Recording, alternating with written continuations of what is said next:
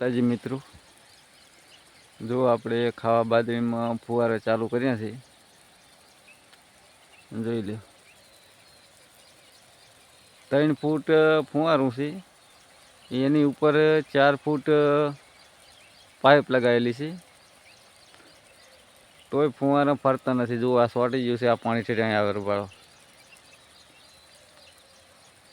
7-8 ફૂટ બાજરી વધી ગઈ છે, 8-9 ફૂટ. ફુવારા અંદર ફરતા જ નથી. નેકું બેકું લાખલ નથી, ને કે છૂટું પાણીમાં વાળો. અમુક ફુવારા ફરે છે, બીજા ફરતા જ નથી. જોઈ લે, આ સોટી જાય એનું પાણી સીધું બહાર જ આવે ખરું. જો ફુવારું આગળ જોઈ લે, બતાવી દો. આ ફુવારું ફરતું જ નહીં, જોઈ લો.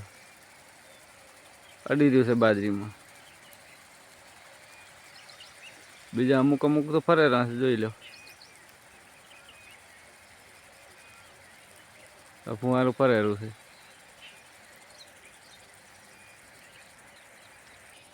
જો આ ફુવારું નહોતું ફરતું નહીં, એને બાજરીનું કહણું અડી રહ્યું હતું.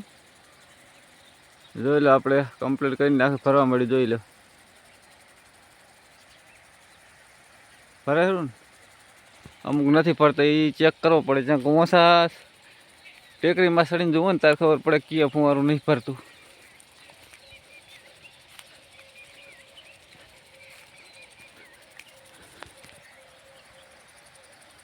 જોઈ લો, આ તો રેડી ફરેલું છે.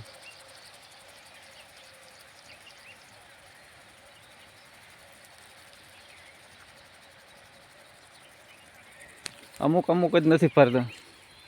એ ઘણા અધેર બાજરી વધી ગઈ એ નથી ફરતા, બાકી તો બધે ફરે જ રહે છે.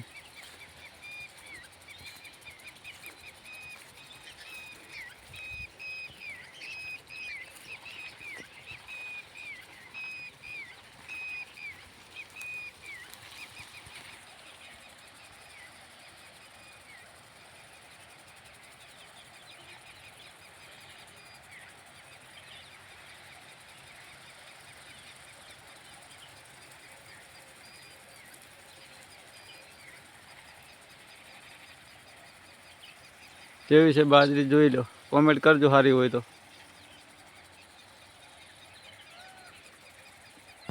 કોરવા નમાઈને રાખે છે, એના કારણે પડી જાય. જો વજન થાય ને પાઇપમાં, એટલે ફુવારું પડી જાય છે. એટલે મોસમવાળું ફુવારું ઊભું જ રાખવાનું, સીધું ભલે છે તરબારી પાણી જાય. જો આ નમે જાય રહ્યું છે. સીધું ઊભું હશે ને તો નહીં પડે. હાવ ને શું થઈ ગયું પાડો, એને સીધું જ ઊભું કરવું પડશે.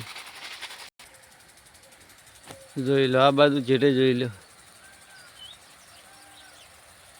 કેટલી વધેલી છે ને, કંઈ દેખાતું જ નથી. ત્યાં ગધેર ઝાડખા ઉપર ચડીને જુઓ ને તાર ફુવારા દેખાય છે, ફરે છે કે નથી ફરતા.